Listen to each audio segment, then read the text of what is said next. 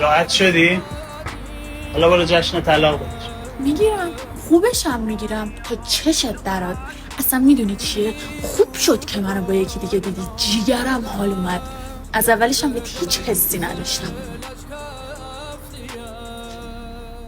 فقط یه سوال، اینکه توی آدم ساده و احمقی و کاری باهاش ندارم، اما بگو چرا با اینکه دادگاه حقو به تو داد بازم مهریه‌مو دادی؟ 3 ماه پیش وقتی مچتو با اون حرومزاده گرفتم و واسه اثبات حرفم بردمت پزشک قانونی، یه تست الکلم ازت گرفتم، یادته؟ تست الکلو که یادم نیست، ولی خوردنش و کارهای بعدش خوب یادم. هفته پیش دوباره بهم زنگ زدن، رفتم اونجا. این برگ آزمایش که چکاپ نهایی تر رو بهم دادن. سرطان خون داریم. 2 ماه بیشترم زنده نیست.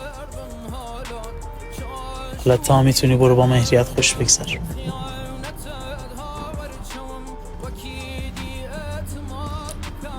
این زمینی که صاف صاف روش راه میری یا خیانت میکنی به موقعش بدجوری گرد میشه و باید تاوان بدی. بقیه حسابمون بمونه اون دنیا. رمضان مو خدای خم چکی شاست لگم